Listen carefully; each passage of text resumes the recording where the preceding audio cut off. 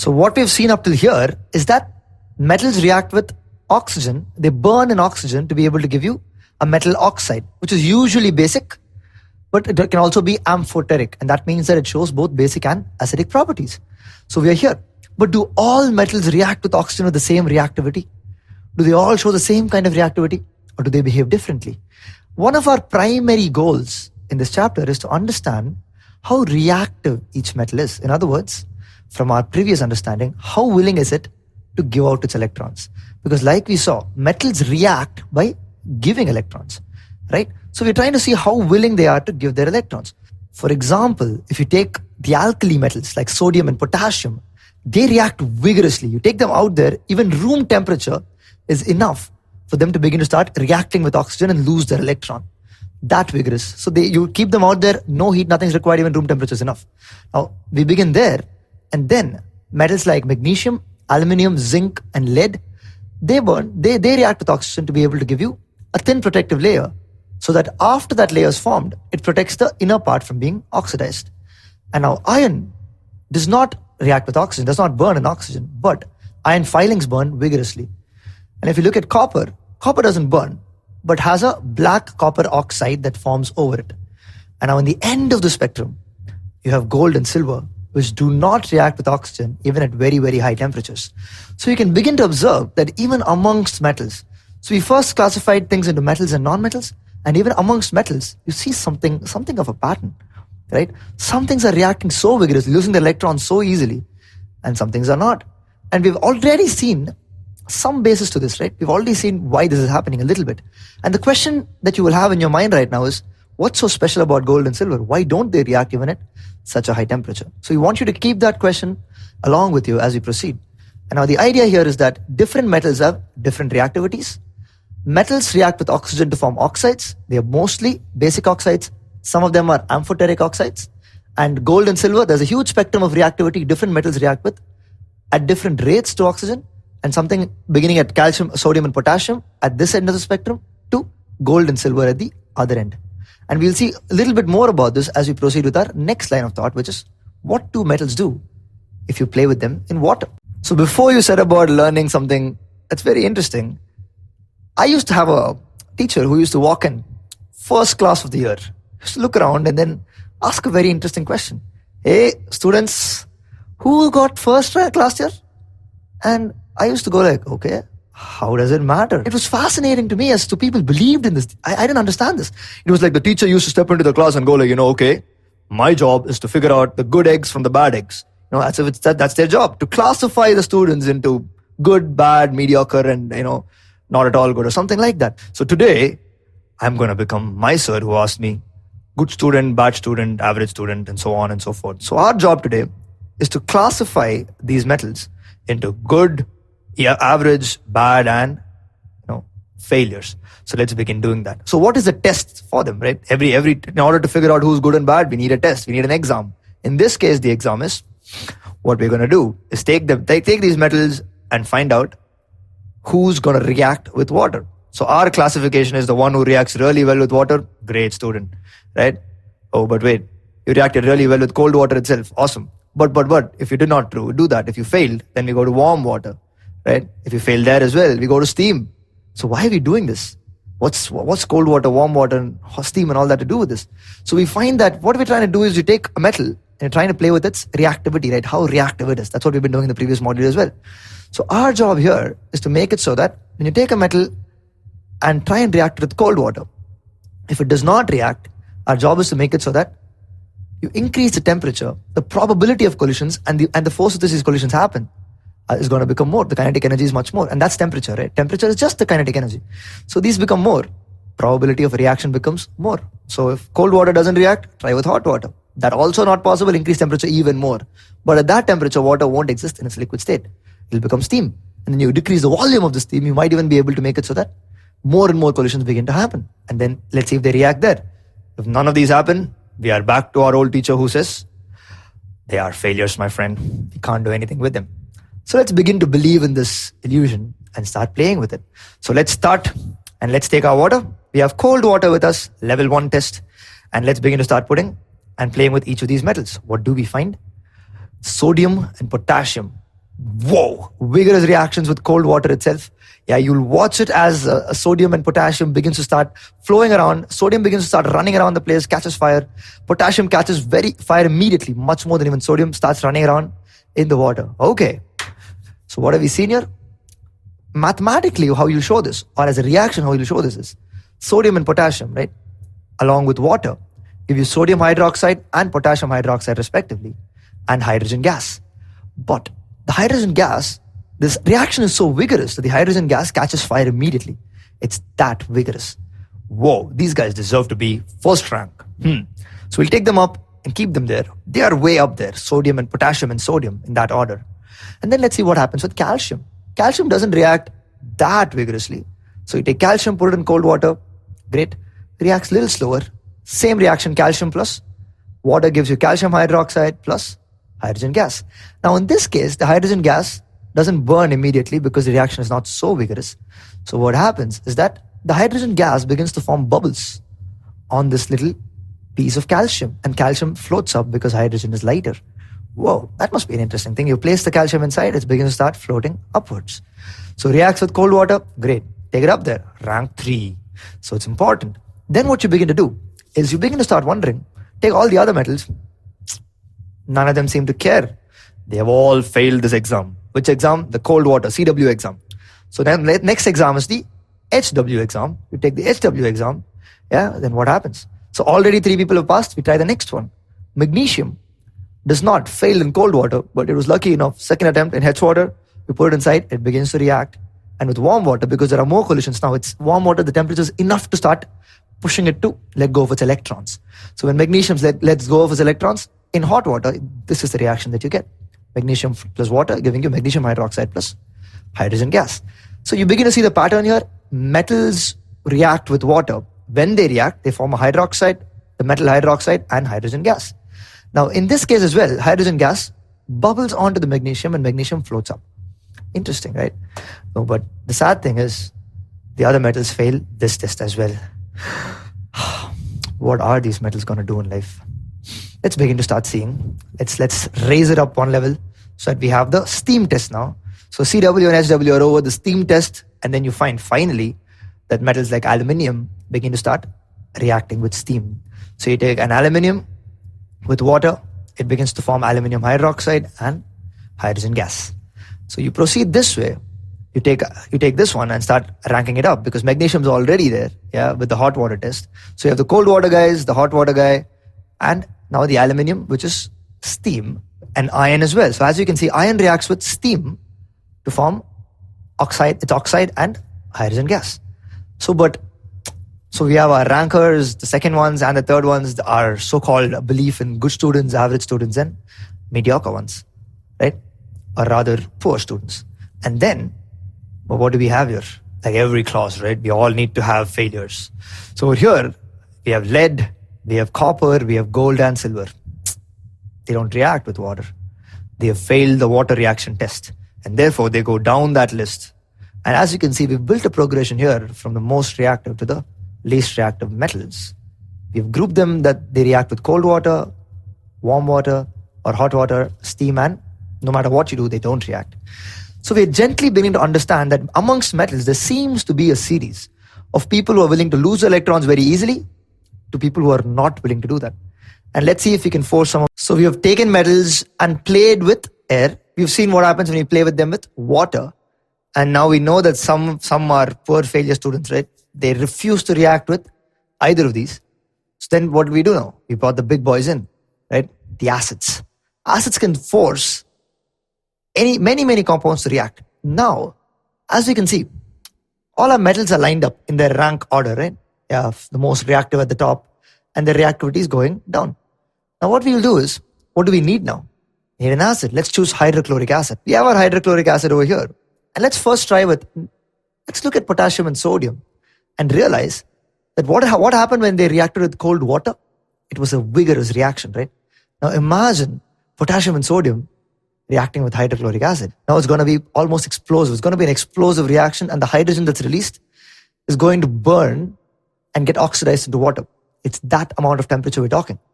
So in other words, what we're trying to tell you is don't do that. never take potassium or sodium into this experiment. It's going to be too reactive. In other words, it's going to be explosive. So let's go down a little bit and let's pick our magnesium, right? So let's take magnesium out and push it down. And let's have it and see what happens when magnesium reacts with hydrochloric acid, dilute hydrochloric acid.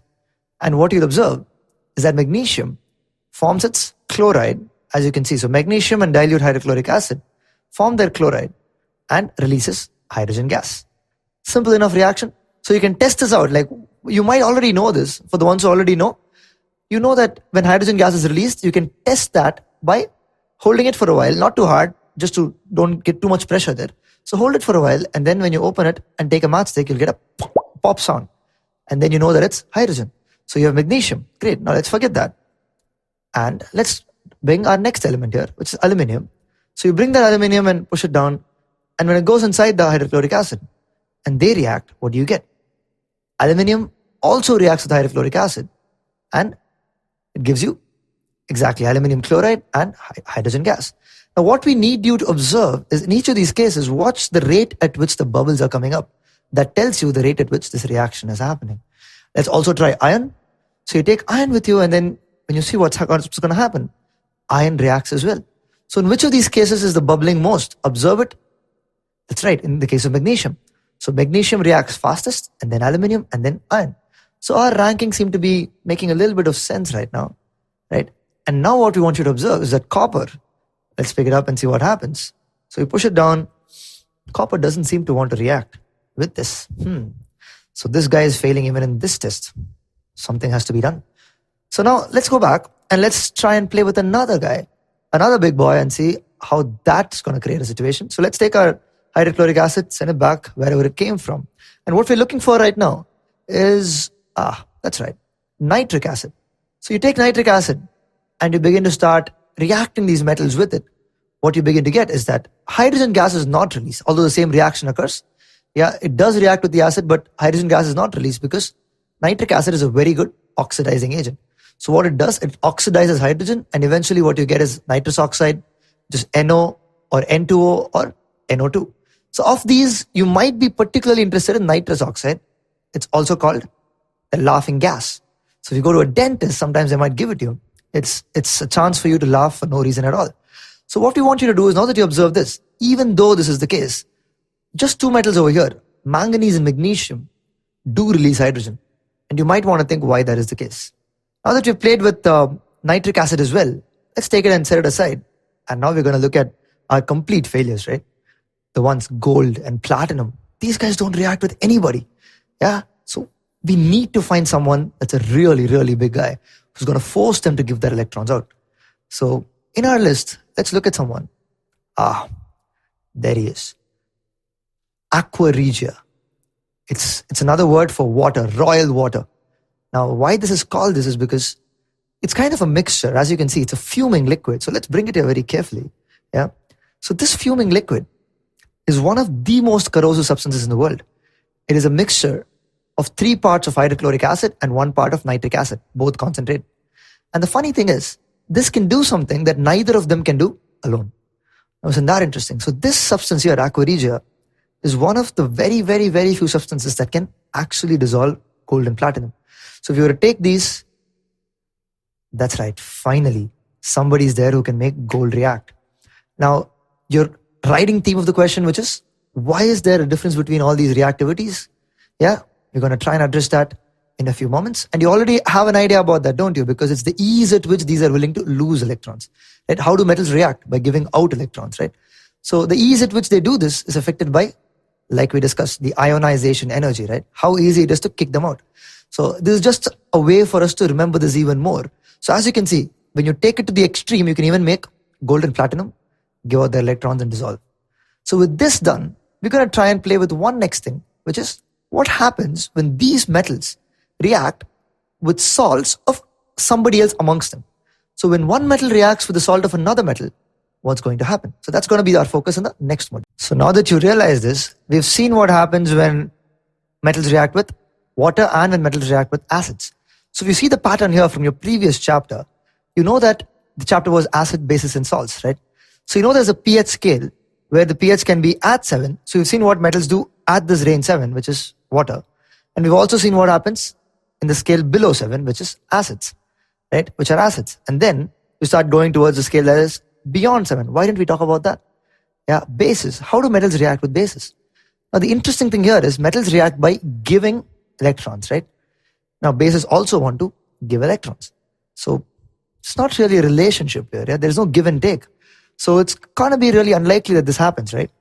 And that's exactly what you would expect, and that's what happens.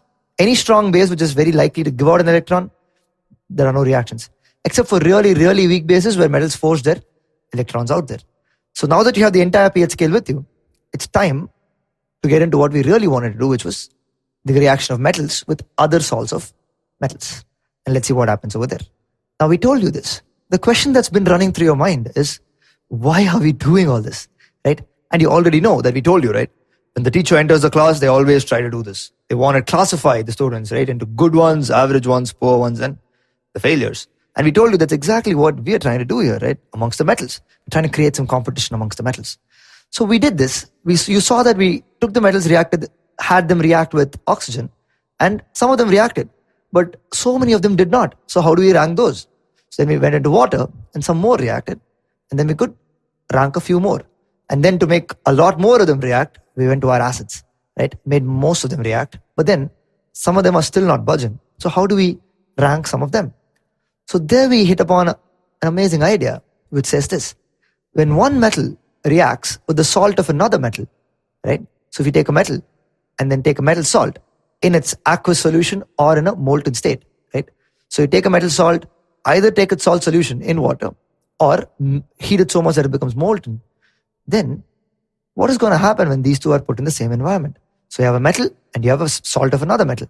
Now what we know here is if the metal that's there is higher, is of more reactivity, it's higher in the rank that we have, is going to kick this out and occupy its position. Oh, then what hits you, right? If you were Sherlock Holmes, you would know that, okay, here is a chance for me to be able to figure out all the rankings correctly. All you have to do is take a metal salt, make it react with the metal. If there is a kicking out happening, metal is more reactive. If nothing happens, there is no reaction. Now, if you want to make this more real to you, let's do this, right? Let's go back to our lab. And now, as you can see, right, let's bring in what we already had. Let's take a couple of test tubes over here. And in one of them, let's add copper sulfate solution. And in the other, let's add ferrous sulfate solution. So one is a salt of copper and the other is a salt of iron. So contenders for our competition are who? Copper and iron, right? So you have these two competing for who's more reactive. You might already know who's more from our previous experiences because copper kind of did not react with many substances. So you might know this, but let's really test this out. So you have copper sulfate and ferrous sulfate. You dip an iron rod here and a copper piece of wire over here. So what are you supplying for them? The metal itself. So the metal is reacting with the metal salt and the metal is reacting with the metal salt.